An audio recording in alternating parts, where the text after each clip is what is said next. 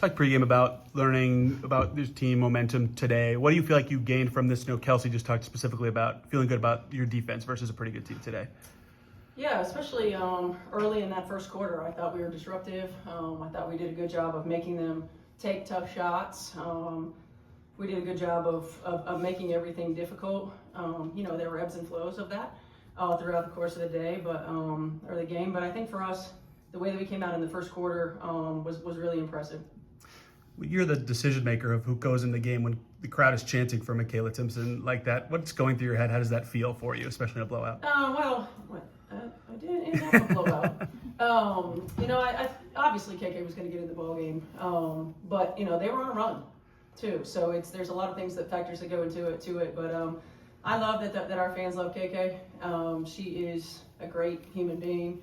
She's going to be a hell of a player. And you've seen flashes of it right now. We call her Baby Tosh, but she's just got so much ahead of her. And so yeah, I'm happy that they love her, and happy she was able to get out there. These last 3 games were pretty high stakes games with playoffs on the line and whatnot. How much confidence does that give you going into the actual playoffs now? I think it gives us a lot of confidence, knowing that we can meet the moment at times. I think that, if when we get a chance to sort of reflect back, it's how do we meet the moment in every game, as opposed to the ones where your back's against the wall. But every game is a back against the wall game now, and being able to put some consistency together, being able to start to see a flow with our new players and our core group. I've been pleased with what we've been able to do over these last 3 games. You talked pregame about fine-tuning, rotations, substitutions. Just what did you like about that today, and what do you think could improve?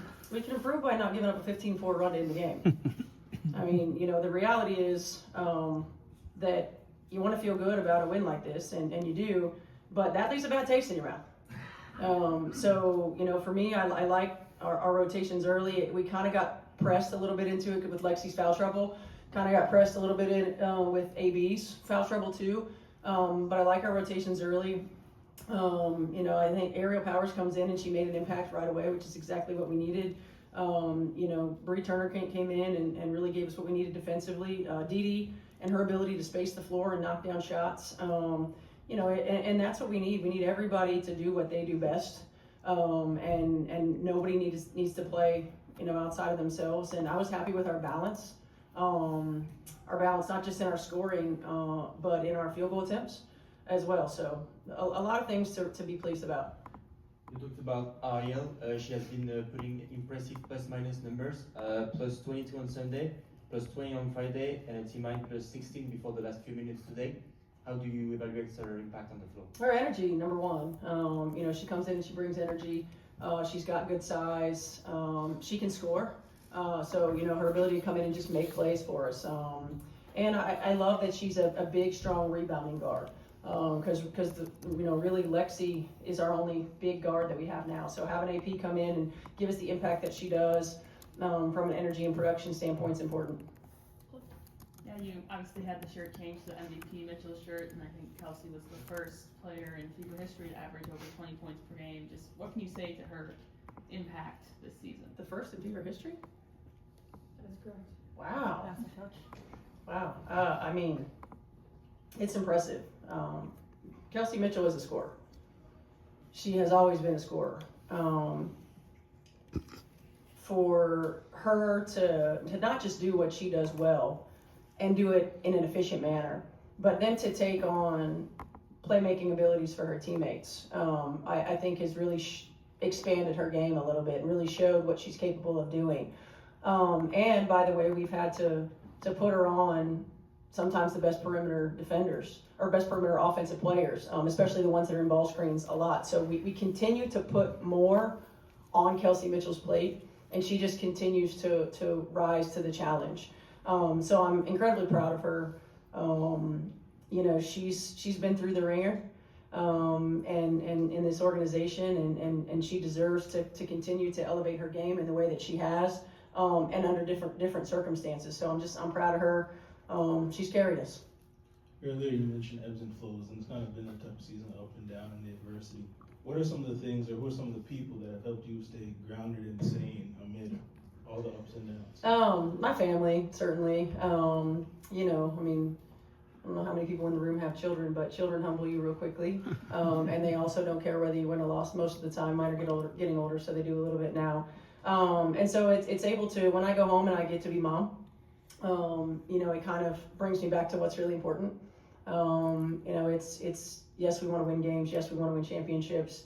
Yes, we want to continue to grow and develop.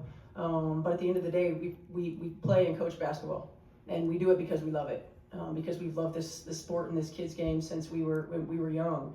So it does give me the perspective sometimes that you need. And I think the older that I get, you know, and being involved in championship, you know, teams at various levels, you know, you have to really understand. I know everybody thinks it's so easy to win a championship. You have to understand how hard it is.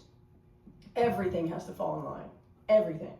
And winning championships is incredibly difficult. And you know, winning games in the best league in the world is incredibly difficult. And I'm really proud of these guys for what they've continued to be able to do. But yeah, I rely on my family and my mentors who continue to give me great feedback and help me put one foot in front of the other.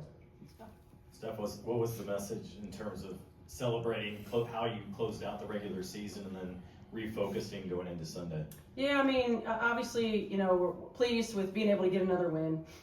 Pleased with the way that the last 3 games we've been able to find ways. Not pleased with the fourth quarter. And so the message is, you know, if we want to, we're not happy to just be in the playoffs. Like, we want to compete in the playoffs. We want to be a team that is competing for championships. And in order to compete for championships, you don't play the score. You don't play the opponent. You play the standard. And you know, we did not play the standard the last 5 minutes of the fourth quarter, and we've got to be better. We've got to be better in that, and you know, I think that's part of the journey. Coaches are never satisfied. We're never happy, but it's also part of the mentality that we have to have as a team to accomplish the things that we want to accomplish. It's an everyday thing. If they're not happy, does that mean the team would be satisfied if you didn't push them like that? I hope not. I hope not. You know, I mean, that's our job, right? Is to you know, we understand how to pour into them and to build confidence and to do all of those things, but there's also an accountability piece to it. And I think that, you know, it's obviously easier to do it in wins. But I think this group is very hungry for that. They're hungry to compete and win championships, and what that entails, you don't just most people don't just have. You have to learn it. I think I said it pregame. There's no substitute for experience. Our guys are getting a lot of experience this season in things that we need to know and to have to be able to position us, whether it's this year, whether it's in the future, to compete at the level that Minnesota is competing at. Kind of following up on that, with everything that has happened so far this season between the injuries and bringing new people in and all of that, does that make the fact that you have the chance to do everything right to win that championship, does that make that a little more satisfying?